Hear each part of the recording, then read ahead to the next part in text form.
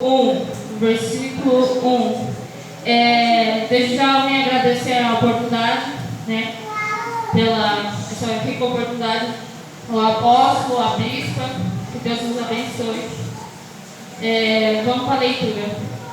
O chamado e fuga de Jonas. A palavra do Senhor veio a Jonas, filho de Amitai, com esta ordem: vá depressa à grande cidade de Nínive e pregue contra ela, porque a sua maldade subiu até a minha presença. Aí você vai para Jonas no capítulo 2, versículo 9. Mas eu, com um cântico de gratidão, oferecerei sacrifício a ti. O que eu prometi, cumprirei totalmente. A salvação vem do Senhor. Irmãos, pode se sentar. Aqui a gente vai discorrer a história de Jonas.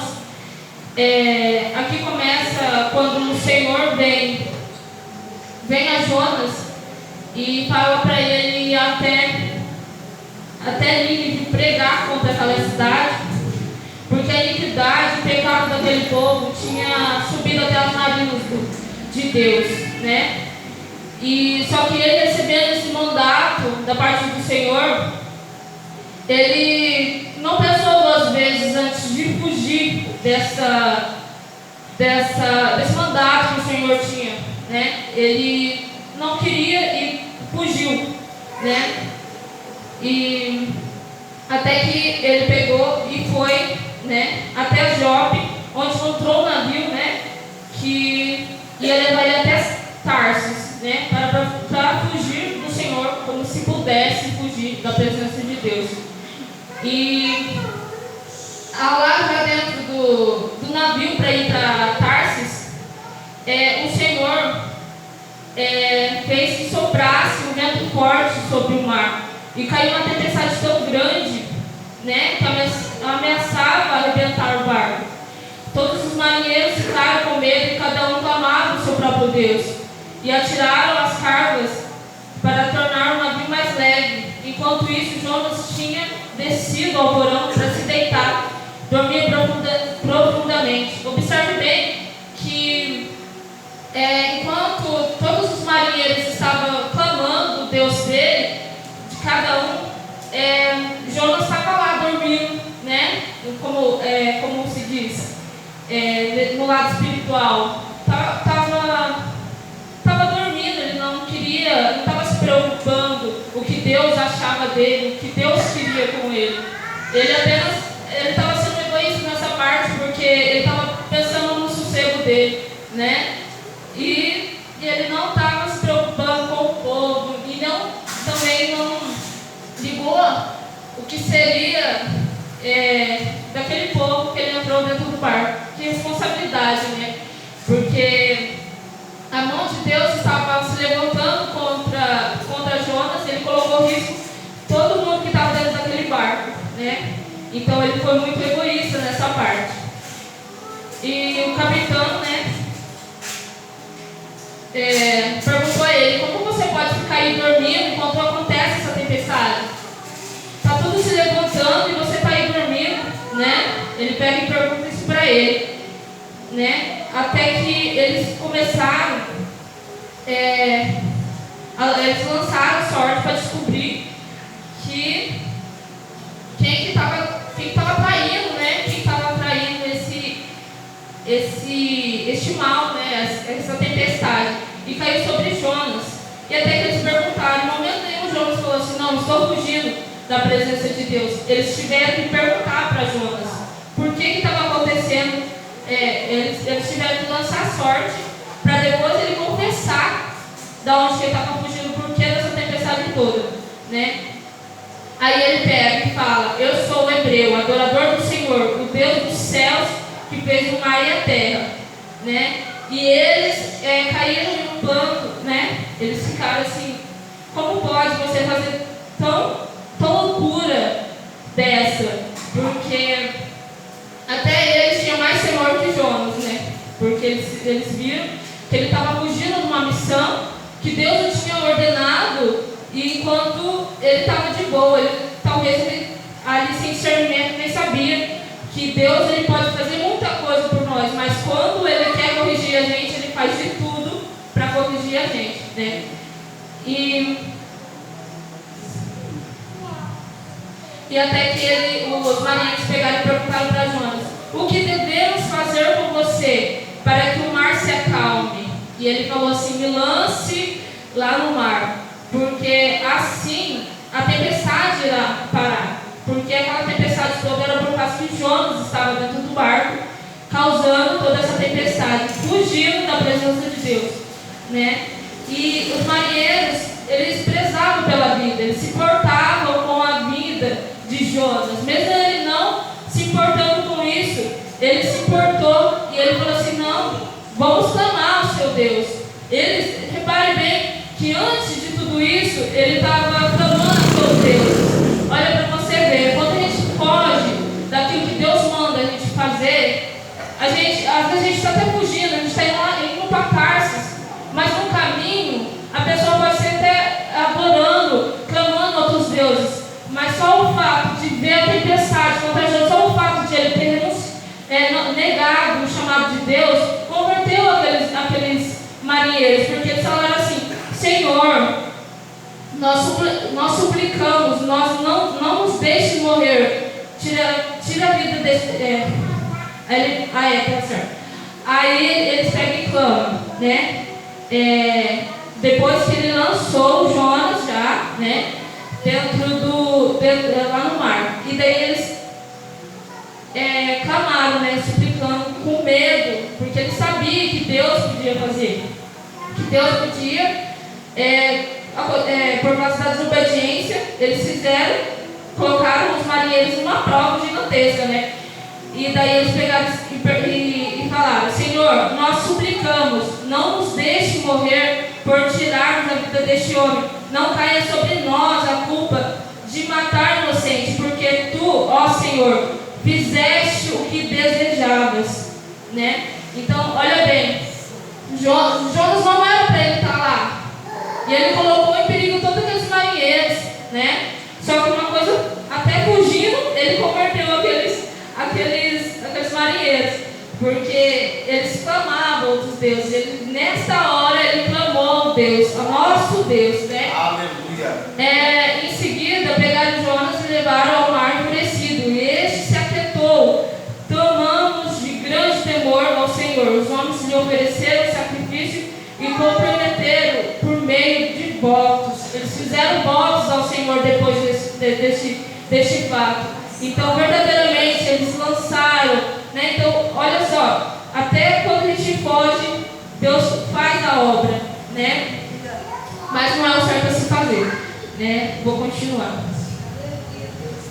E o Senhor fez com que um grande peixe engolisse Jonas, e ele ficou dentro do peixe por 3 dias e 3 noites. E veio a oração, né? A gente vê Jonas fugindo constantemente, a gente vê Jonas fugindo, e quando acontece de um peixe pegar e engolir por permissão do Senhor, ele começa a clamar a Deus, né? Assim é na vida da gente também, porque muitas vezes a gente até foge daquilo que Deus manda a gente falar, a gente fazer, né? E daí acontece tudo isso, daí a gente vai lá e clama em desespero, naquele desespero. Imagina só como o Jonas estava, né? Fugindo, e agora ele já está clamando a Deus por vida, né? Ele estava clamando porque ele já estava ali num estado, na visão normal nossa, é impossível uma pessoa sobreviver dentro de uma barriga de um peixe. Existe até uma tese falando que não existe, que não existe, não consegue, um peixe não consegue engolir um ser humano, né? E Deus guardou, até naquela frustração ali que ele estava passando, aquele vale todo ali, Deus estava cuidando dele, né? E ele vai orar, ele vai falar: fui expulso da tua presença, contudo olharei de novo para o teu santo templo. As águas agitadas me envolvem, o abismo me cercou, as águas marinhas enrolaram minha cabeça. Afundei até chegar aos fundamentos da morte, a terra embaixo, cujas trancas me aprisionaram para sempre, mas tu trouxeste minha vida de volta da sepultura. Olha só como Jonas estava. Eu acho que ele já estava ali quase. Aqui não existe mais uma esperança de eu viver. E ele clamou, acreditando que Deus podia. Ele sabia que ele estava errado, que ele estava pecando contra Deus, correndo, fugindo daquilo que Deus havia chamado ele a fazer, e ele não teve coragem de ir até Nínive e exortar aquele povo que estava em pecado. Repare também que uns livros atrás, ele vai pregoar, ele vai ser profeta, né? E ele vai pegar uma grande bênção, né? Mas aqui, quando se fala de exortação, ele pode, né? Então, na vida da gente é assim também. Às vezes, quando é para entregar a bênção, a gente entrega. Mas quando é para entregar uma prova, entregar uma coisa delicada, a gente fica, ai meu Deus, será que é de Deus mesmo?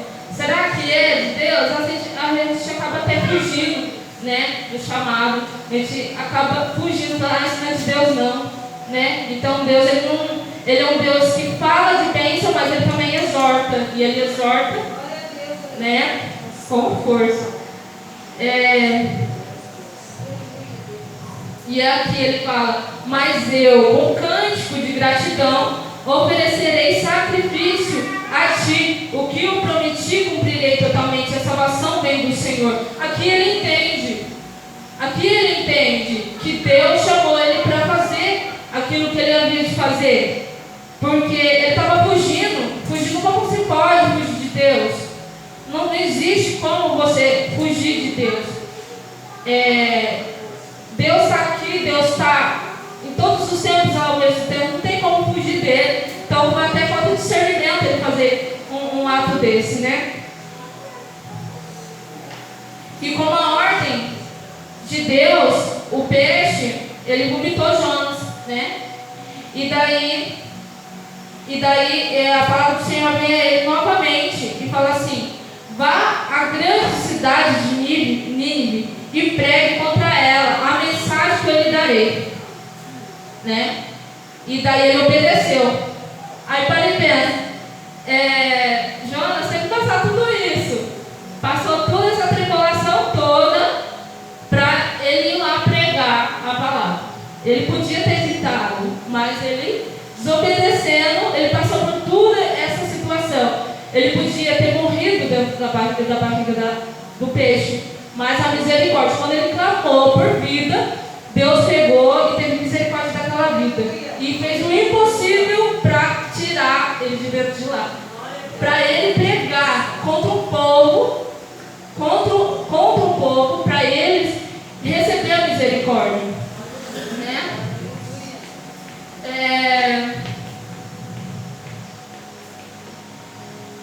E aqui vai estar escrito também que e daí a palavra do Senhor veio a ele: vá à grande cidade de Nínive e pregue contra ela a mensagem que eu lhe darei.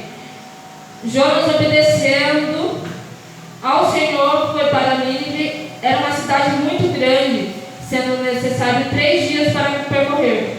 Jonas entrou na cidade e a percorreu durante um dia, proclamando: daqui a 40 dias Nínive será destruída. Os ninivitas creram em Deus, proclamaram um jejum e todos eles, do maior ao menor, vestiram-se de pano de saco.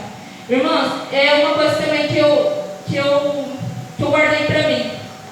Jonas, em 3 dias, ele podia proclamar, porque a cidade era grande. Em 3 dias, ele fez né? Então, assim, quando ele entendeu aquilo que Deus tinha, que era para fazer, que ele tinha que fazer, ele não recuou, ele falou assim: não, é para fazer, então eu vou fazer.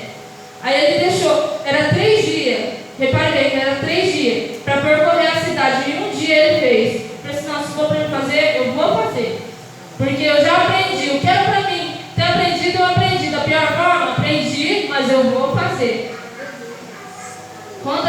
notícia chegou aos ninivitas,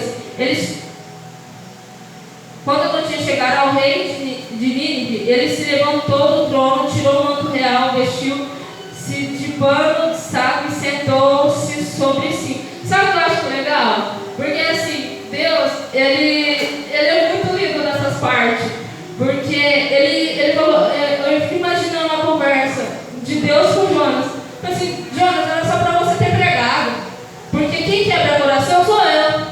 Quem trabalha no coração do homem sou eu. A única coisa que você precisa fazer é pregar. Você precisa falar que a destruição vai acontecer. E Deus vai lá e quebra o coração de pedra. Porque você imagina, ao ponto de os ninivitas estão pecando ao ponto de o pecado chegou nas narinas de Deus. Você imagina o quanto que esse povo pecou. Você só imagina, né? E chegou nas narinas de Deus e era só ele falar, né?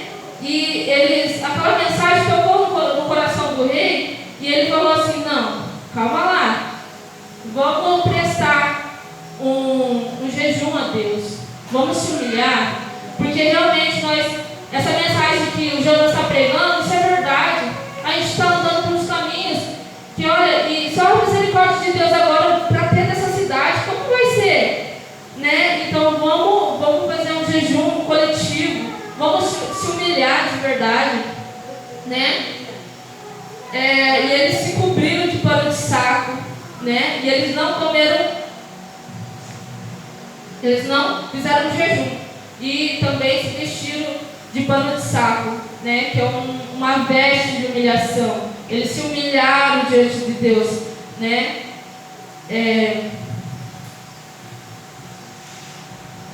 E tendo em vista o que eles fizeram e como abandonaram os seus maus caminhos, Deus se arrependeu e não destruiu como tinha ameaçado. A ira de Jonas. Jonas, porém, ficou profundamente descontente com isso e enfureceu. Ele orou ao Senhor: Senhor, não foi isso que eu disse quando ainda estava em casa? Foi por isso que me apressei em fugir para Tarso, porque eu sabia que tu és Deus misericordioso e compassivo, muito paciente, cheio de amor e que prometeste castigar, mas depois se arrepende. Só que para ele pensar, se Jonas não prega, como que haveria arrependimento? Como que Deus pode tocar numa pessoa sendo que não há arrependimento, não tem quem pregue? Quem que ia pregar se não fosse? Porque o chamado dele era esse. Deus chamou ele para ir lá pregar. Se ele não prega, como que ia ter misericórdia naquele lugar? Não haveria misericórdia, né? E ele fica assim: o Senhor é bom, o Senhor fez eu lá pregar, fez eu pregar para todo mundo, e o Senhor teve ainda, o Senhor foi lá e trouxe misericórdia. Eu sabia o que o Senhor ia fazer. Ele ficou bravo ainda, em vez de adorar a Deus, né, por ter chamado ele, porque já tinha passado toda aquela prova dele lá dentro. Ele, sem discernimento. E daí Deus pega e pergunta para ele: você tem alguma razão para essa fúria? Jonas saiu e sentou no lugar leste da cidade. Ele construiu para si um abrigo. Sentou-se à sua sombra e esperou para ver o que aconteceria com a cidade. Ele sentou, irmão, para ver a destruição de Nínive. E Deus já tinha decretado misericórdia, né? E ao nascer do sol, Deus trouxe um vento. Mas na madrugada do dia seguinte, Deus mandou. Então o Senhor Deus fez crescer uma planta sobre Jonas, para dar sombra à sua cabeça e livrar do calor, o que deu grande alegria a Jonas. Mas na madrugada do dia seguinte, Deus mandou uma lagarta atacar a planta e ela secou. Ele estava lá sentado e esperando a destruição de Nínive, para ver o que Deus ia fazer, né? E daí o sol estava tão quente que Deus falou assim: não, deixa eu cuidar dele. Cresceu uma planta.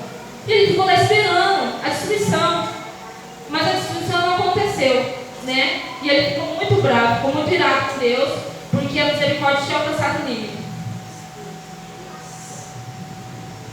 E daí, aqui está escrito aqui, ó, mas o Senhor lhe disse, você tem pena dessa planta, embora não a tenha podado, nem a tenha feito crescer. Ela nasceu uma noite e uma noite morreu. Contudo, Nínive tem mais de 120.000 pessoas que não sabem nem distinguir a mão direita da esquerda. Além de muitos rebanhos, não deveria eu ter pena dessa grande cidade? O que Deus quis dizer? Deus quis dizer que eles não sabiam, eles não entendiam, eles não conheciam o Deus Altíssimo, né? E ele tinha dó da planta, mas daquele lugar de gente ele não tinha medo, ele não tinha dó. Ele queria que acontecesse, mas a misericórdia alcançou. Eu separei aqui alguns conselhos para mim e para você, para que a gente possa guardar dentro do nosso coração, né? E a gente vê a preocupação que Deus tem com a gente, que teve com Nínive, né? O primeiro conselho é: ouça a voz de Deus e obedeça. Correr dá mais trabalho do que seguir. E realmente, você às vezes fica correndo, e Deus está aí, né? Ele vai te colocar, porque Ele já te chamou, já te preparou, já trabalhou em você, né? Agora você vai ficar correndo, Ele gastou muito tempo para perder você, e Ele vai colocar você no estreito até você aprender, né? Porque pensa comigo, Jonas estava fugindo, né? E a gente vê que a morte perseguiu ele. Porque assim, a única solução para ele era morrer mesmo, porque o diabo não tinha que fazer, ele não tinha que matar, porque era pregador, né? Segundo conselho, quando Deus mandar, faça, e faça na hora que Ele mandar, né? Então que a gente venha fazer aquilo que Deus quer na hora que Ele manda. Porque às vezes Ele manda e a gente, não vou fazer agora, porque eu tenho medo disso, porque eu tenho medo do que o irmão vai falar, não, você tem que pegar e fazer, né? Porque Deus mandou, Ele é teu Pai, né? A gente tem que fazer isso. Não perca tempo tentando correr de Deus, porque é impossível. É impossível correr de Deus, né? Quarto conselho: o missionário de Deus profetiza vitória, mas também profetiza exortação. Como eu falei no começo, né? É muito fácil pegar e olhar para o irmão e falar assim: ó, irmão, Deus vai te dar um carro, Deus vai te dar uma casa, né? Quando a pessoa vai pecar e fala assim: ó, Deus está mandando você sair desse mau caminho. É muito fácil você entregar coisa boa, mas quando para entregar coisa assim, difícil, né? Aí você fica meio mais entregue, porque se Deus mandou, você tem que fazer. Conselho número 5: não deixe o que é da sua responsabilidade para os outros fazer. Isso é o que você deve fazer.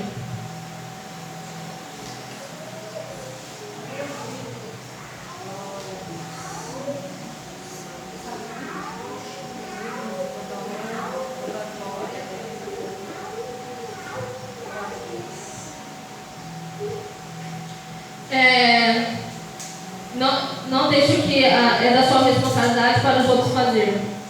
Isso é o que você deve fazer. Sim, isso é mais pura verdade, né?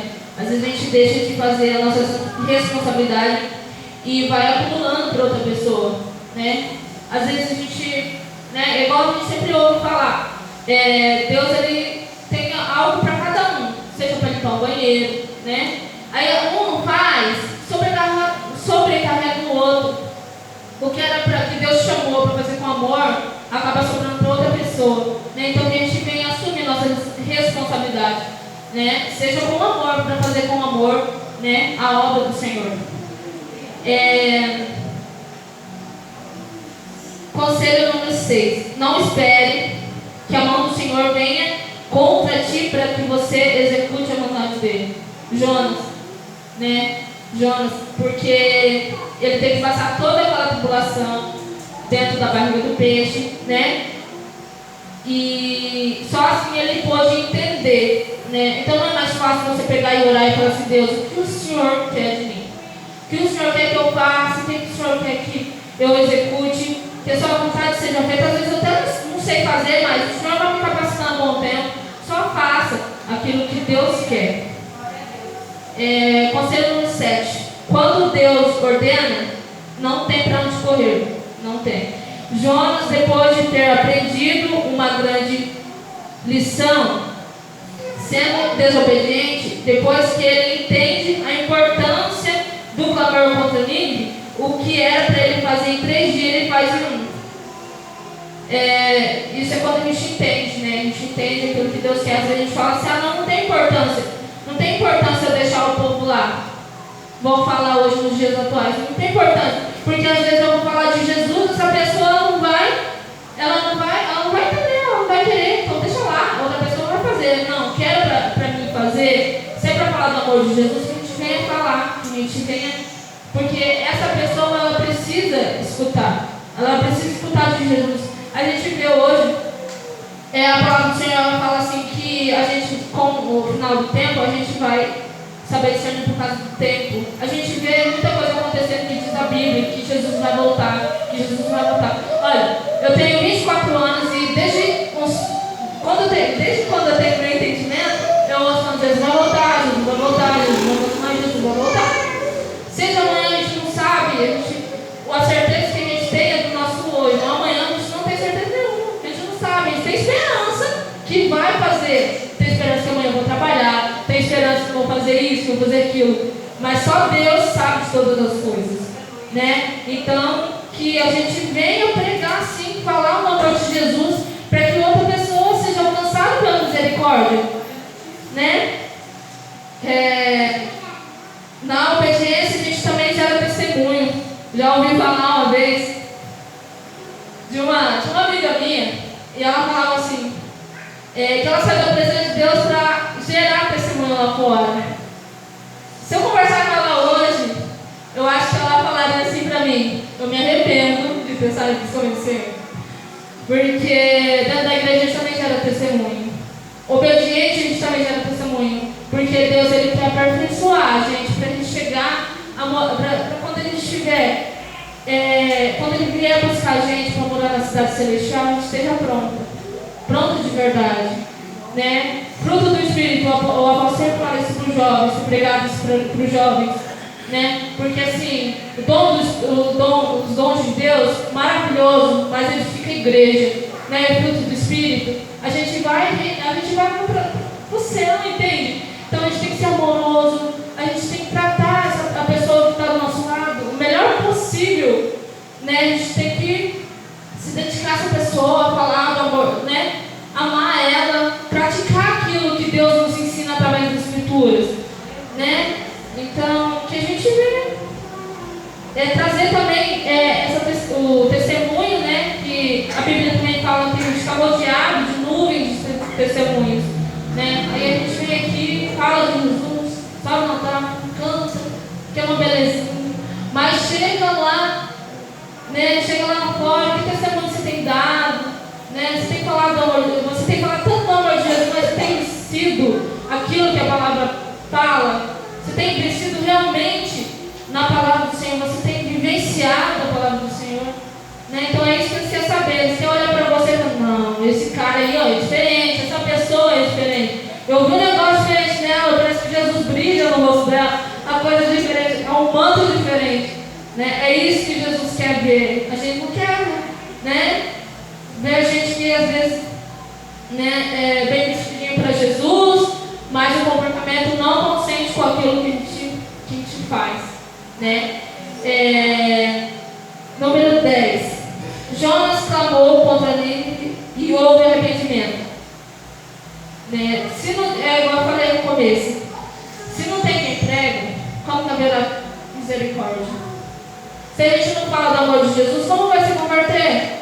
Aí vai lá, Jesus, abençoa, cuida, trabalha, mas na hora você fala assim, olha, Jesus te ama.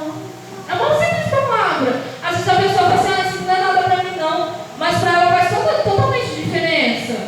E como faz? Né? Porque, você acha por que eu estou aqui? Porque você está aqui? Muitos daqui foi resgatado e precisou falar do nome de Jesus. Eu vejo direto a voz contando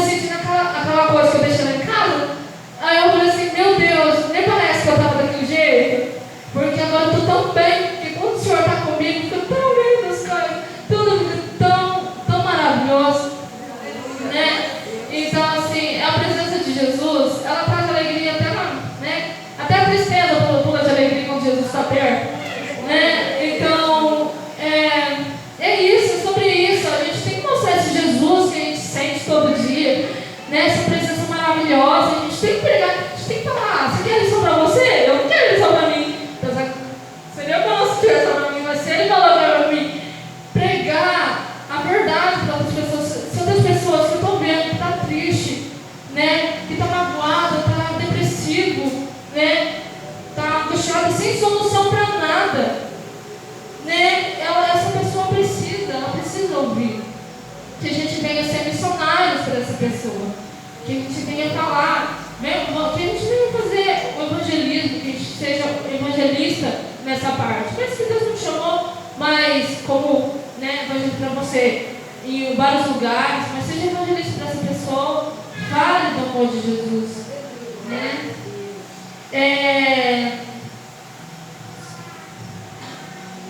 Conselho número 11. O clamor entrou no coração do rei e ele determinou uma consagração e humilhação diante do Deus Altíssimo, né? A gente vê que eu estava comentando com vocês, que a iniquidade tinha subido, né, até as narinas, quebrou o coração do rei.